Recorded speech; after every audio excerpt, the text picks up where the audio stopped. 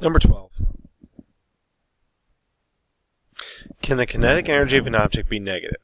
Well, looking at the kinetic energy formula here, can the kinetic energy of an object be negative? And with velocity being squared, if you had a negative velocity, it'd be squared to go away mathematically. And since we don't really ever talk about negative mass, the answer to that would be no, you cannot have negative kinetic energy. Next question, can the gravitational potential energy associated with an object be negative? So, this. Yes, absolutely, because height. Later on, we're going to talk about a ski slope. So, it all depends on height. Is 0 here? If 0 is there, everything beneath it would have a height below 0. Therefore, you would have a negative potential energy.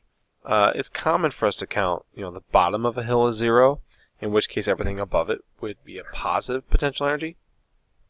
But with potential energy, if we pick the midpoint of the hill as 0, things down here would have negative potential, things up here would have positive potential. It's all perspective when it comes to where do you put your 0, and that's the big idea here. It's just, what do you want to do with that 0? And then number 14 refers back to kinetic energy. Two identical objects move with speeds of 5 and 25 meters per second. What's the ratio of their kinetic energies? And this is just pointing out the whole v squared thing. The velocity of the second object is 5 times as fast. Whatever you do here at velocity, it's squared. So if something is 5 times as fast, 5 times the velocity, it's going to give you not 5 times the energy, but because it's squared, 25 times the energy. 5 times the velocity, 25 times the kinetic energy, because it's squared. Anything you do to it, it's because it's squared. Number 19.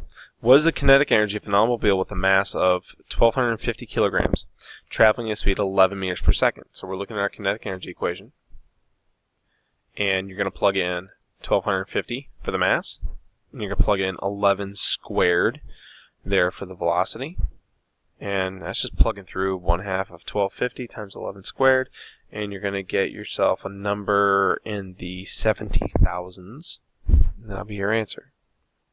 Number 20.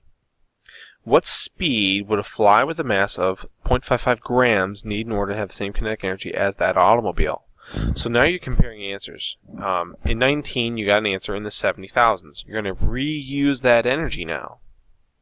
You're going to use the energy from the previous problem. You're going to use the new mass for the fly, and you're going to put it in kilograms. Not 0.55 for the mass, but 0.00055. That's 3 zeros. And then you're going to solve for v. And you're going to get yourself an answer of 17,000 meters per second, roughly. There's rounding involved. And moving on to number 21. Okay, I got to do a drawing for this one. Alright, number 21 is a hard question.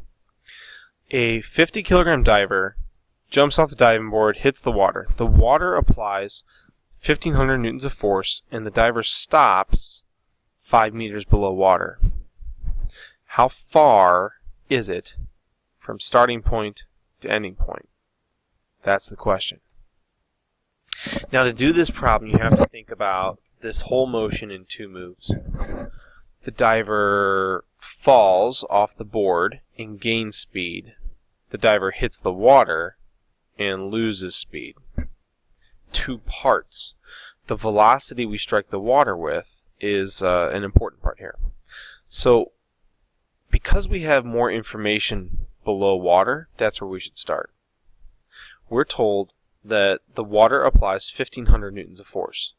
We're told that the water stops the diver 5 meters into the water. We have the makings for work. We have the force and the distance. So if you take the 1,500 newtons times 5, that's going to give you, and I'm doing this in my head without calculator, sounds to in my head 15 times 5 is 7,500 joules of work. If that's true, don't believe me if I'm wrong here. 7,500 joules of work. Well, what does that tell me is if I go back up to working kinetic energy theorem, if the water did 7,500 joules of work, it changed its kinetic energy by 7,500 joules. So if the work is 7,500, the change in kinetic energy is 7,500. And we're talking about change in. Well, aren't we going from some speed to 0? Which means final would be 0, initial velocity would be whatever velocity we strike the water with. So we take our 7,500 joules of work, it equals the change in kinetic energy, which is equal to the kinetic energy the diver hit the water with. Now we can do the kinetic energy right here. Ke equals 1/2 mv squared, and you could use that to get the velocity, because you could do the 50 kilograms and you could do the velocity and say, okay, now I'm talking about the falling velocity that I found is equal to 2gh, and I could get height out of that. Or you could say, wait a minute, as the diver fell, so I have 7,500 joules of kinetic energy when I hit the water, which means I started with 7,500 joules of potential energy. So I don't even need to calculate that velocity, because potential energy will give me the height that I fell from. So then I go and set this equal to mgh. Please excuse my handwriting. I'm doing with the mouse on the computer screen, not on the board.